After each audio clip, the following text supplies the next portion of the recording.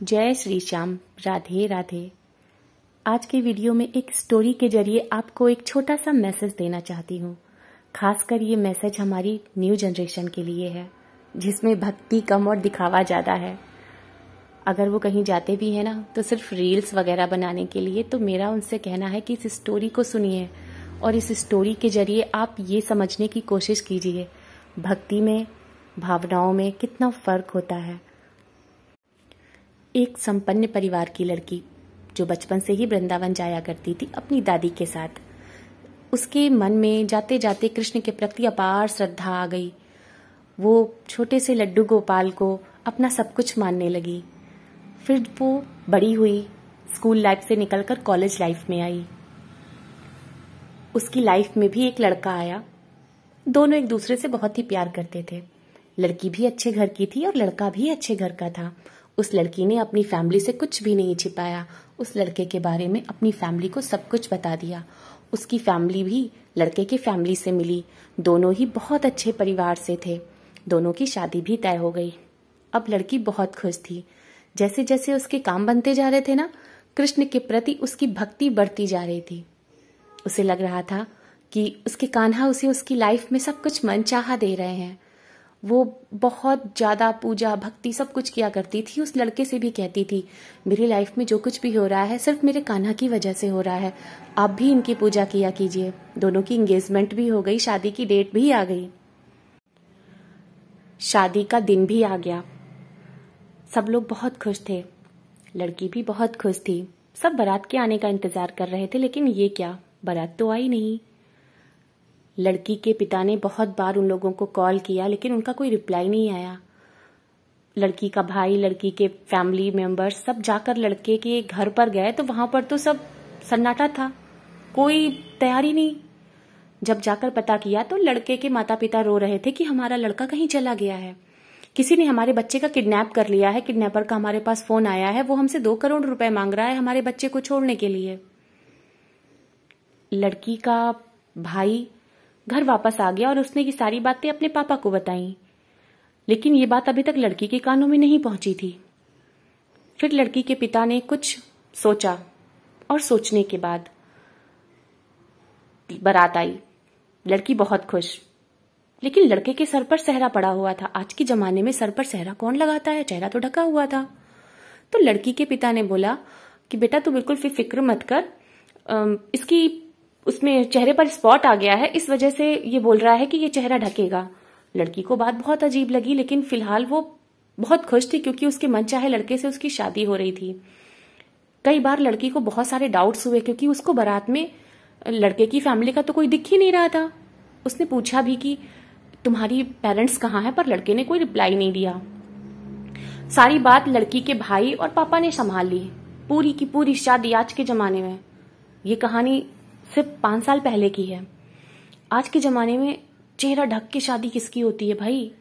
लेकिन इस लड़की के पेरेंट्स ने, इसके भाई ने शादी करवाई। लड़की को बहला फुसलाकर शादी हो गई, विदाई भी हो गई। लेकिन जब लड़की अपने घर पहुंची तो लड़की चौंक गई, ये तो वो घर है ही नहीं, ये किसका घर है। लड़की ने गृह प्रवेश करने से मना कर दिया। लड़की ने लड़के से कहा, मैं अंदर तब जाऊंगी जब तुम मुझे अपना चेहरा दिखाओगे। जब चेहरा दिखाया गया तो ये तो कोई दूसरा ही लड़का था। ये लड़का इसके पिताजी के दोस्त का बेटा था। लड़की को बहुत गुस्सा आया अपने पेरेंट्स के ऊपर। लड़की ने तुरंत ही ड्राइवर से बोला कि मैं इस घर में बिल्कुल गृह प्रवेश नहीं करूंगी, मैं इस लड़के के साथ नहीं रहूंगी। मेरे घर वालों ने धोखे से मेरी शादी किसी और के साथ करा दी है, मुझे अभी के अभी मेरे घर वापस जाना है। पीछे से उसके बाप और उसके भाई गाड़ी से आ गए। उन्होंने उस लड़की से कहा, वो लड़का धोखेबाज था बेटा। जिस दिन शादी थी बारात नहीं आई, हमने उसके घर फोन किया, कोई जवाब नहीं आया। जब हम उसके घर गए तो उसके माता पिता रोने में लगे हुए थे कि हमारा बेटा किडनैप हो गया है और 2 करोड़ रुपए मांगे गए हैं। भाई ने पूरी कहानी वैसे ही सुनाई जैसी लड़के के पिता ने सुनाई थी। तो लड़की बोली, तो आप लोगों ने 2 करोड़ रुपए दिए क्यों नहीं? अरे आप लोगों ने उसे मरने के लिए छोड़ दिया। तो उसके भाई ने कहा कि तू बेवकूफ हो सकती है, लेकिन मैं बेवकूफ नहीं हूं। जिसका बेटा अपहरण हुआ होगा उसके माता पिता घर में इस तरह से बैठे नहीं रहेंगे। पहले मुझे भी उनकी बात बिल्कुल सही लगी। मैं जब उनके घर से बाहर निकला तो मुझे एक लड़का मिला। उस लड़के ने मुझसे कहा, भाई तू बिल्कुल भी फिक्र मत कर, अपनी बहन की शादी किसी अच्छे लड़के से कर दे, ये पूरी की पूरी फैमिली फ्रॉड है। मुझे तो लगता ही नहीं है, अभी कुछ देर पहले तक इनका बेटा घर पर ही था, अब ये तुमसे कुछ और कह रहे हैं। मैं चला आया, रास्ते में मुझे याद आया, उस लड़के ने मुझसे कहा कि ये तुमसे कुछ और कह रहे हैं, लेकिन वहां तो मैं उनके घर पे अकेले गया था। उस लड़के को कैसे पता चला कि अंदर उन्होंने मुझसे क्या कहा? देख बहना, ये तेरे कान्हा का ही कोई इशारा है। वो लड़का तेरे लिए ठीक नहीं था, पर लड़की कहाँ मानने वाली। मैं 3 सालों से उसे जानती हूं और तरह तरह की बातें, फिर उसके पिता ने, उसकी माँ ने बहुत कुछ समझा बुझाकर, क्योंकि अब शादी तो हो चुकी थी, और ये भी बोला कि ये लड़का बहुत अच्छा है, किसी तरीके से लड़की को उस घर में रखा। लेकिन लड़की अपने पति के साथ बिल्कुल भी खुश नहीं रहती थी, यहाँ तक कि उनके बीच में कोई रिलेशनशिप भी नहीं था। वो घर का कोई काम नहीं करती थी, वो घर में किसी से नहीं बोलती थी, अपनी मनमर्जी चलाती थी, क्योंकि उसे उस लड़के के साथ रहना ही नहीं था। किसी तरह से 3 महीने बीत गए। उस लड़की ने साफ साफ बोल दिया कि मैं इस लड़के के साथ नहीं रहूंगी, मुझे इस लड़के से डाइवोर्स चाहिए। कोई बात नहीं, जब रिश्ता चल ही नहीं रहा है तो इसका फायदा क्या है। लेकिन इनमें एक चीज बहुत ही ताज्जुब वाली थी कि 3 महीने से लड़की इतना सब कुछ कर रही थी, पर लड़का बिल्कुल शांत था, वो कुछ भी नहीं बोल रहा था। जब लड़की उससे झगड़ा करती तो वो सिर्फ मुस्कुरा देता, कुछ बोलता ही नहीं। लड़की को इस बात पर और गुस्सा आता, मैं इतना कुछ बोलती हूँ, ये मुझे कुछ बोलता ही नहीं, सिर्फ मुस्कुराकर चला जाता है। जब लड़की ने बोला मुझे तलाक चाहिए तो भी लड़के ने कुछ नहीं बोला। लड़की अपना सामान उठाकर अपने घर चली गई। उसके भाई, उसके पापा उस पर बहुत नाराज हुए, लेकिन लड़की ने कहा कि अगर आपको भी मुझे नहीं रखना है तो मत रखिए, मैं इतनी पढ़ी लिखी हूं, मैं खुद से नौकरी कर लूंगी, पर मैं उस लड़के के साथ बिल्कुल नहीं रहूंगी। इस 3 महीनों में इस पागल लड़की ने अपने पुराने प्रेमी को ढूंढने की बहुत कोशिश की, उसे कांटेक्ट करने की बहुत कोशिश की, लेकिन अभी भी इसके दिमाग में बात समझ में नहीं आ रही है कि अचानक से वो लड़का कहाँ गायब हो गया। 3 महीने से उसने ना तो इसे कॉल किया है, ना ही अपने घर पर है, लेकिन इस पागल लड़की के सर पर अभी भी उसी लड़के का भूत सवार हुआ है। तलाक की डेट्स आती रही, 2-3 डेट्स निकल भी गई। फिर एक दिन इन मैडम को इनकी एक पुरानी फ्रेंड मिलती है जो कॉलेज में इनके साथ पढ़ा करती थी। उस लड़की ने जब इन्हें देखा तो इनके गले लगकर उसने रोना शुरू कर दिया। इन्होंने कहा कि बात क्या हुई है, तुम इतना क्यों रो रही हो। तब उस लड़की ने इन्हें जो हकीकत बताई, उसे सुनकर तो इन मैडम के पैरों के तले से जमीन ही खिसक गई। उस लड़की ने बताया, वो लड़का जो तुमसे प्यार किया करता था, जिसके साथ तुम्हारी शादी तय हुई थी, उसका तुम्हारे अलावा मेरे साथ और इसी के साथ और भी कई लड़कियों से संबंध था। मैंने पागलपन में आकर उसके साथ शादी कर ली। तुम बहुत अच्छी थी, तुम्हारे पेरेंट्स बहुत अच्छे थे जिन्होंने समझदारी दिखाई, और तुम्हारी शादी कहीं और कर दी। वो लड़का और उसकी पूरी फैमिली फ्रॉड है। वो लोग मासूम लड़कियों को फंसाते हैं, शादी करते हैं, और इसके बाद उनकी पूरी प्रॉपर्टी अपने नाम पर कराकर टाटा बाय बाय करके निकल जाते हैं। ना तो वो उसके माँ बाप थे और ना ही वो लड़का उनका बेटा। ये एक नकली फैमिली थी, जैसा कि आजकल स्कैम चल रहा है, और मैं इस स्कैम में फंस गई। उन्होंने मेरे पापा की पूरी प्रॉपर्टी अपने नाम पर करा ली है। अब उन पर पुलिस केस चल रहा है, इसीलिए वो इस शहर को छोड़कर भाग गए हैं। अब इस लड़की के दिमाग में बात आई। उसी समय दौड़ते हुए ये सीधे अपने घर पर गिरी, अपने पापा के पैरों पर गिर गई, फुट फुट कर रोने लग गई। फैमिली ने इसे संभाला, बेटा क्या हुआ? इसने रो रो कर सारी बात बताई।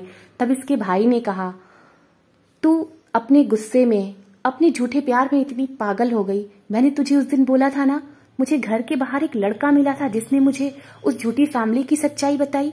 मुझे लगता है कि वो कोई और नहीं बल्कि तेरा कान्हा ही था। तू बचपन से जिनकी इतनी पूजा कर रही थी, आज ऐसे मौके पर तू उन्हें भूल गई। 3 महीनों से तूने अपने कान्हा को देखा भी नहीं है। गुस्से में उन्हें बांध करके बक्से में फेंक दिया। लड़की को अपनी गलती का एहसास हुआ। वो दौड़ कर गई और जाकर उसने कान्हा को बाहर निकाला।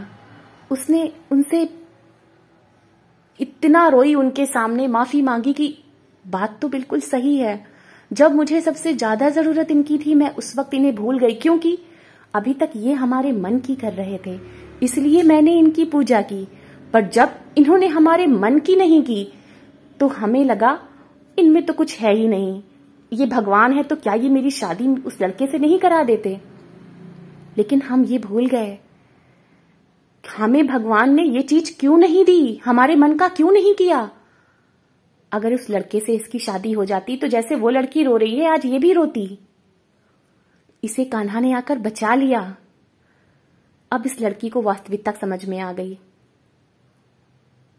इसने अपना सामान उठाया और फिर से अपने पति के पास वापस चली गई। फिलहाल अभी वो बहुत खुशी है और अब उसे इस बात का पछतावा है कि उसने क्यों इतने महीनों अपने कान्हा को छोड़ दिया। रात दिन रो रो कर भी अपना पश्चाताप नहीं कर पा रही है, डोल रही है वृंदावन की गलियों में। उसके कान्हा ने उसका भाई बनकर उसकी रक्षा किस तरीके से की। इसीलिए अगर आप अपने इष्ट, अपने भगवान पर विश्वास करते हो तो सिर्फ तभी तक मत करो जब तक वो आपकी सुन रहे हैं। हो सकता है अगर उन्होंने आपको कोई चीज नहीं दी है, जरूर उसके पीछे कोई ना कोई वजह होगी, क्योंकि वो हमारा भविष्य देख रहे हैं। हम तो सिर्फ अपना वर्तमान ही देख सकते हैं और ढंग से वो भी नहीं देख सकते हैं। अपना सब कुछ उनके ऊपर छोड़ दो, वो कभी तुम्हारे साथ गलत करेंगे ही नहीं। भला कोई माता पिता अपने बच्चों के साथ गलत कर सकते हैं क्या? और वो तो जगत पिता है, वो कुछ भी गलत नहीं करेगा, सिर्फ विश्वास करो। और हमारी जनरेशन, नेक्स्ट जनरेशन छोड़ दो, मतलब हम लोग खुद ही हैं, जब तक मन का है तब तक तो पूजा पाठ होगी, और जिस दिन मन का नहीं हुआ, अरे भगवान तो बेकार है। तो इस कहानी से आपको थोड़ा बहुत सीखना चाहिए। और इस कहानी से ही क्यों, हमारी खुद की लाइफ में ऐसी बहुत सारी कहानियां हैं पर हम उन पर ध्यान ही नहीं देते। चलिए आज की स्टोरी में इतना ही।